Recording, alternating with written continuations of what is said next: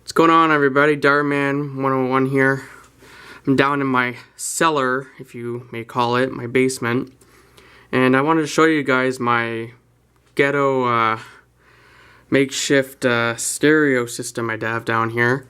I'm using a Pioneer MVH X370 Bluetooth car stereo as my head unit. I had this in my Ford Focus I used to have, and I decided to make it into like a basement sound system. So what I'm using to power it is a Coleman power supply, and at first I used another power supply from something else, but it wasn't powerful enough. After a while, after turning up the volume a little bit, it wouldn't put out enough power, so I had to get a power supply that had more amps in it. So that's my head unit. Now it's hooked up to two tower speakers. I think they're Technics tower speakers. They're old. They're from like the late 80s or early 90s. But in them I have some car 6x9s. This one's, I forget what this one is called, but the other one is HD audio or something like that. They're both 6x9s. Sorry for how dirty they are, but they pound. They're all right.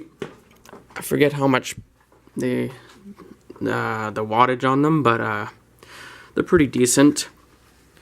The reason why I have car speakers in them is because the actual subwoofers actually blew up. And this is just a dual subwoofer from Walmart I bought a couple years back, but it's not really plugged in right now. And as well, back here I have, this is an Xbox 360 power supply powering my Alpine MRP M500 monoblock amplifier. And that is hooked up to a Sony Explode 12-inch subwoofer. And I like to show you what it sounds like, and you can find YouTube videos on how to hook all these things up. I watched a video of a guy hooking this one up. It's pretty cool how he does it. So that's how I hooked up. But there's limits to this too.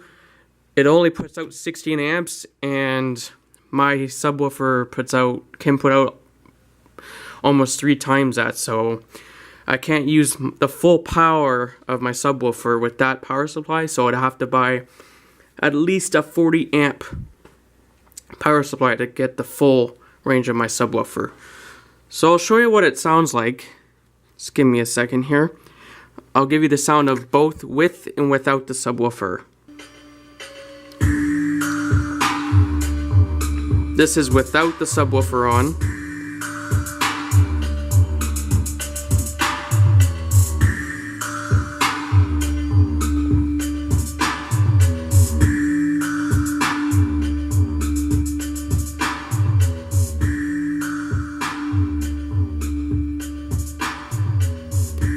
Now I'm going to turn the subwoofer on. Go into my audio function here. Now I have 3 modes on this stereo for subwoofer, but I only can put it on low pretty much. And let me turn it on. That's normal.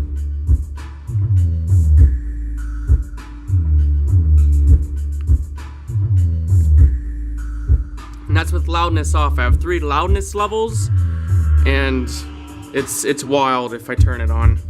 Like even if I turn it on low, oh, see, it just cut out, so it used too much amps. So what I have to do is I have to unplug it and plug it back in for it to work. Oop. I have to wait till the light goes off.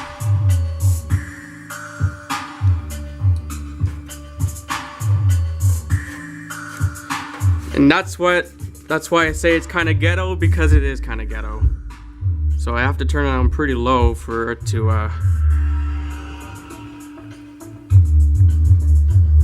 let me put on another song. And let's put like an EDM one on.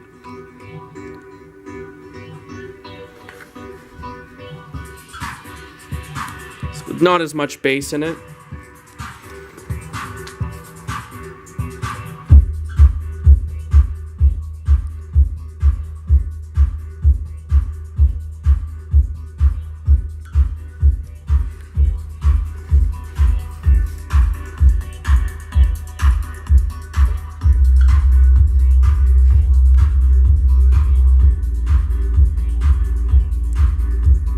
As long as I leave it at a reasonable level, it actually sounds quite nice.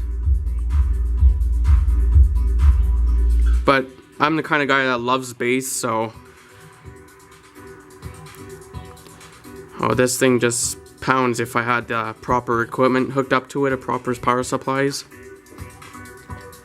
But yeah, the 360 power supply does the job. Even if you have like a little subwoofer you want to hook up, it's great. And this power supply has 5.25 amps, so you gotta have a minimum of 5 amps at least to run, because if you decide to turn it too loud, your stereo, it won't handle the power. Trust me, I've already tried. So anyways guys, I just want to show you my ghetto sound system in my cellar basement. Thanks for watching, give it a thumbs up, and see you all later.